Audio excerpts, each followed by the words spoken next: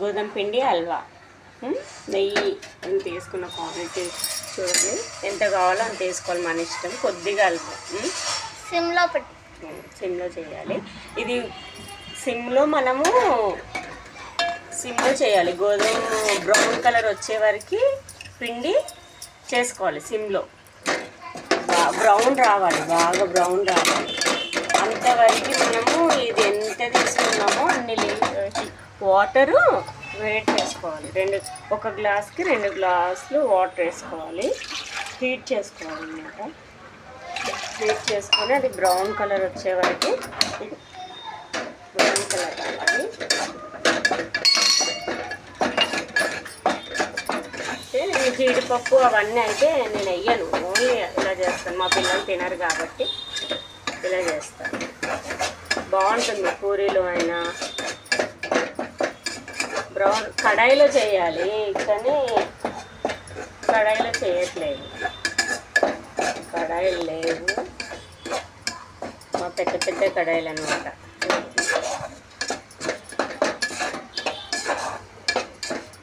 నెయ్యి మొత్తం పైకి రావాలన్నమాట. ఇదిగోండి థిక్.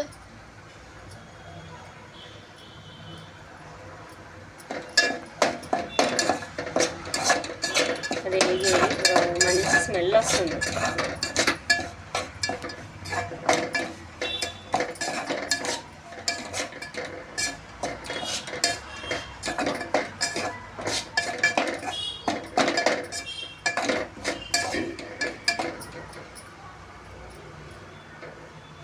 మన చేతితో చూసుకోవాలి.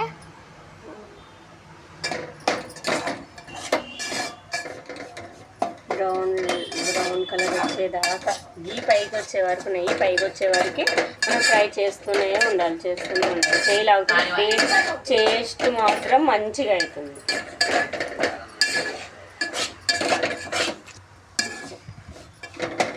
నీళ్ళు ఇలా నీళ్ళు మరగాలి బాగా.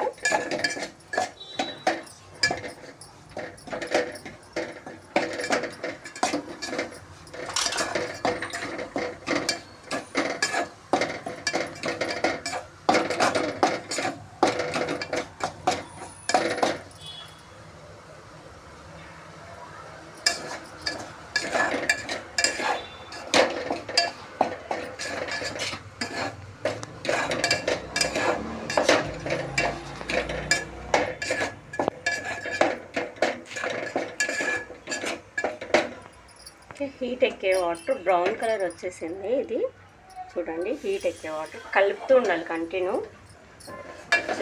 కలుపుతూ ఉండాలి, లేకపోతే ముద్ద కట్టేస్తుంది అన్నమాట. ఇది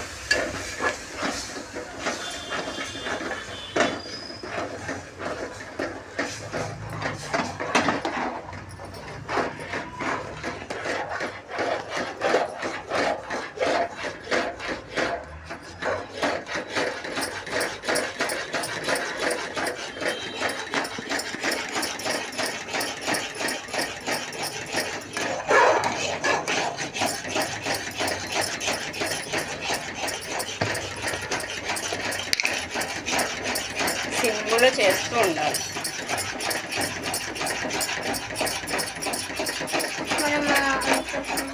షుగరు మనము ఎంత తీసుకున్నామో అంత తీసుకోవచ్చు.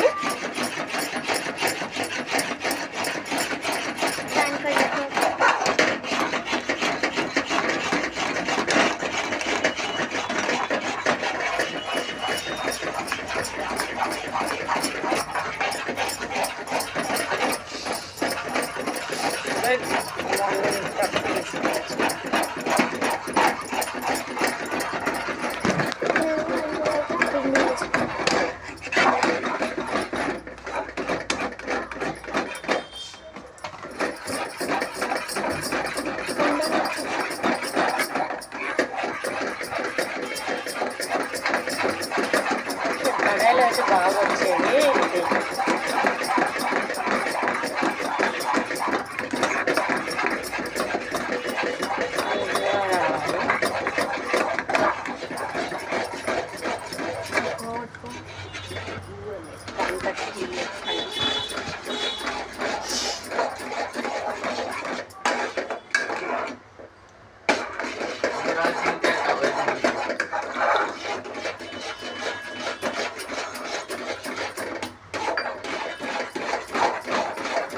కలుపుతూనే ఉండాలి. బాగుంటుంది. ఈ మాత్రం చాలానే పడుతుంది.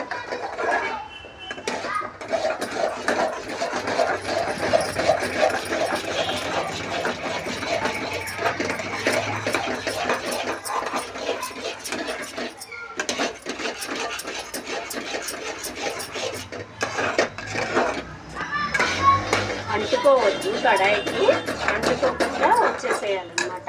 కొద్దిగా మళ్ళీ నెయ్యి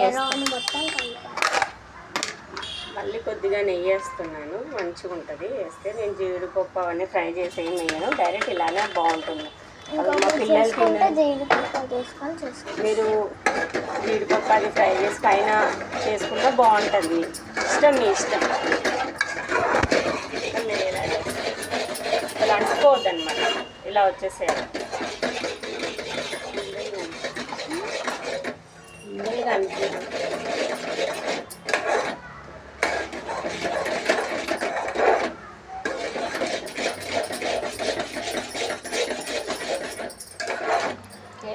ముద్దగా రావాలి, దగ్గరికి బాగా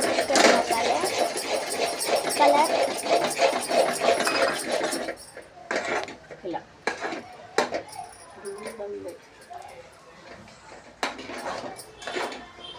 ఇట్లా సపరేట్ అయిపోవాలన్నమాట.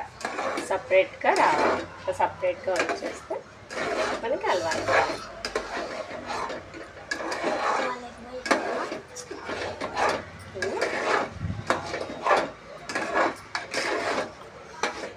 సపరేట్గా వచ్చేసింది. కానీ వేడిగా ఉంది, కానీ స్టవ్ ఆపేసేయాలి. వేడిగా ఉంది కాబట్టి కొంచెం చూపిస్తున్నాను మీకు. ఇలా రావాలన్నమాట. టేస్ట్ మాత్రం సూపర్గా ఉంటుంది. టేస్ట్ కొంచెం